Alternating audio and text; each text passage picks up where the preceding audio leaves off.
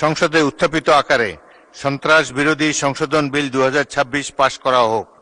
যারা এই প্রস্তাবের পক্ষে আছেন তারা হ্যাঁ বলুন, যারা এই প্রস্তাবের বিপক্ষে আছেন তারা না বলুন। আমার মনে হয় হ্যাঁ জয়যুক্ত হয়েছে, হ্যাঁ জয়যুক্ত হয়েছে, হ্যাঁ জয়যুক্ত হয়েছে। অতএব সংসদে উত্থাপিত আকারে সন্ত্রাস বিরোধী সংশোধন বিল 2026 সর্বসম্মতিক্রমে পাশ হলো। এই বিলটা হলো একটি গণহত্যাকারী সন্ত্রাসী সংগঠনের নিষিদ্ধকরণ সংক্রান্ত একটা অ্যামেন্ডমেন্ট। আগের যে আইন ছিল সন্ত্রাস বিরোধী আইন, সেটা অ্যামেন্ডমেন্টের জন্য। মানে বিরোধী দলীয় নেতা নিশ্চয়ই স্মরণে থাকার কথা, ওনারা এবং এনসিপির বন্ধুরা সবাই মিলে এটা আন্দোলন করেছিলেন। সেই আন্দোলনের প্রেক্ষিতে এটা মোটামুটি বাংলাদেশে একটা জনমত সৃষ্টি হয়েছিল। সেই প্রেক্ষিতে তাদের কার্যক্রম নিষিদ্ধ করা হয়েছে সন্ত্রাস বিরোধী আইনে, এবং অ্যাকর্ডিংলি সেটা নির্বাচন কমিশনে তাদের রেজিস্ট্রেশনটাও সাসপেন্ডেড হয়ে আছে। এবং এখানে এই আইনের অনুবলে পরবর্তীতে আর্টিকেল 47 অনুসারে সংবিধানের আইসিটি অ্যাক্টও পরিবর্তন এনে সংগঠনের বিচারের জন্য সেই আইনটাও সংশোধন করা হয়েছে। আমি এখন মাননীয় স্বরাষ্ট্রমন্ত্রী সালাউদ্দিন আহমদকে সংসদে উত্থাপিত আকারে সন্ত্রাস বিরোধী সংশোধন বিল 2026 অবিলম্বে বিবেচনার প্রস্তাব উত্থাপনের আহ্বান জানাচ্ছি। ধন্যবাদ স্পিকার। আমি সালাউদ্দিন আহমদ, মন্ত্রী স্বরাষ্ট্র মন্ত্রণালয়, প্রস্তাব করছি যে সন্ত্রাস বিরোধী আইন 2009-এর অধিকতর সংশোধন কল্পে আনিত বিলটি সন্ত্রাস বিরোধী সংশোধন বিল 2026 মহান সংসদ উত্থাপিত আকারে অবিলম্বে বিবেচনার জন্য গ্রহণ করা হোক। সংসদের সামনে প্রশ্ন হচ্ছে, সংসদে উত্থাপিত আকারে সন্ত্রাস বিরোধী সংশোধন বিল 2026 অবিলম্বে বিবেচনার জন্য গ্রহণ করা হোক। যারা এই প্রস্তাবের পক্ষে আছেন তারা হ্যাঁ বলুন, যারা এই প্রস্তাবের বিপক্ষে আছেন তারা না বলুন। আমার মনে হয় হ্যাঁ জয়যুক্ত হয়েছে, হ্যাঁ জয়যুক্ত হয়েছে, হ্যাঁ জয়যুক্ত হয়েছে।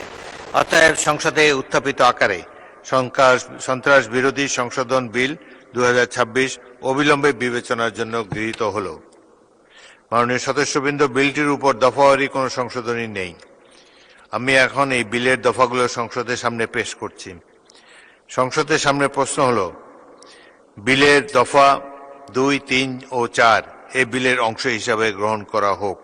যারা এই প্রস্তাবের পক্ষে আছেন তারা হ্যাঁ বলুন, যারা এই প্রস্তাবের বিপক্ষে আছেন তারা না বলুন। আমার মনে হয় হ্যাঁ জয়যুক্ত হয়েছে, হ্যাঁ জয়যুক্ত হয়েছে, হ্যাঁ জয়যুক্ত হয়েছে। অতএব বিলের দফা 2, 3 ও 4 এই বিলের অংশ হিসাবে গৃহীত হল।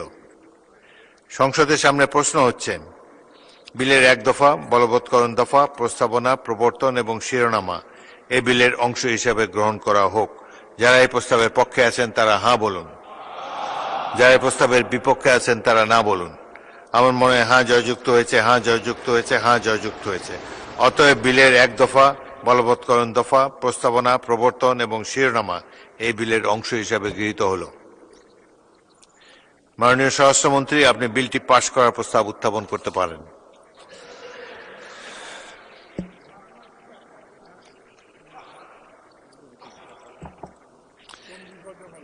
মাননীয় বিরোধী দলের নেতা, আপনি কি বিলের সম্পর্কে কিছু বলতে চান?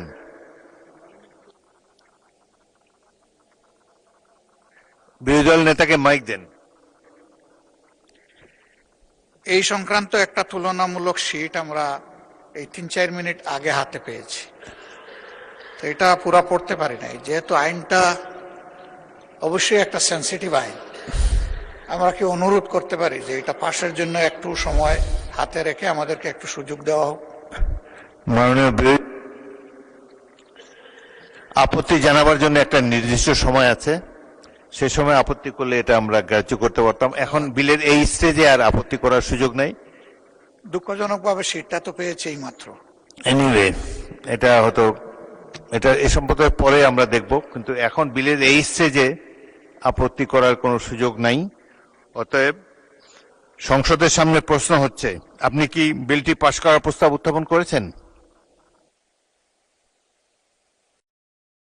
বিলটি পাশ করার প্রস্তাব উত্থাপন করতে পারেন মানে স্পিকার, মানে বিরোধী দলের নেতা ফ্লোর আপনি প্রস্তাব পাশ করার প্রস্তাব উত্থাপন করতে পারেন। জি মানে স্পিকার। মানে স্পিকার, এই বিলটা হলো একটি গণহত্যাকারী সন্ত্রাসী সংগঠনের নিষিদ্ধকরণ সংক্রান্ত একটা অ্যামেন্ডমেন্ট আগের যে আইন ছিল সন্ত্রাস বিরোধী আইন সেটা অ্যামেন্ডমেন্টের জন্য মাননীয় বিরোধী দলীয় নেতা নিশ্চয়ই স্মরণে থাকার কথা। ওনারা এবং এনসিপির বন্ধুরা সবাই মিলে এটা আন্দোলন করেছিলেন। সেই আন্দোলনের প্রেক্ষিতে এটা মোটামুটি বাংলাদেশে একটা জনমত সৃষ্টি হয়েছিল। সেই প্রেক্ষিতে তাদের কার্যক্রম নিষিদ্ধ করা হয়েছে সন্ত্রাস বিরোধী আইনে, এবং অ্যাকর্ডিংলি সেটা নির্বাচন কমিশনে তাদের রেজিস্ট্রেশনটাও সাসপেন্ডেড হয়ে আছে। এবং এখানে এই আইনের অনুবলে পরবর্তীতে আর্টিকেল 47 অনুসারে সংবিধানের আইসিটি অ্যাক্টও পরিবর্তন এনে সংগঠনের বিচারের জন্য সেই আইনটাও সংশোধন করা হয়েছে। এখন আপনারা যদি এর উপরে আলোচনা করতে চান, আমার মনে হয় সংশোধনের সেকেন্ড রিডিং স্টেজে যদি আপনারা সংশোধনী দিতেন, আলোচনা থাকতো, এবং ফার্স্ট রিডিং এ উত্থাপনের পরে যদি আপনারা আপত্তি তুলতেন তাহলে আলোচনা থাকতো। স্টেজে আমি উত্থাপন এই ব্যাপারে তো আমি আমার রুলিং দিয়েছি, আপনি আপনার পাশ করার প্রস্তাব। ধন্যবাদ মাননীয় স্পিকার আমাকে কথা বলার সুযোগ দেওয়ার জন্য। আমি জাতিকে পরিষ্কার করার জন্য এই কথাগুলো বলব।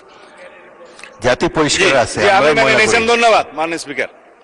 মাননীয় বিরোধী দলের নেতা মেনে নিয়েছেন।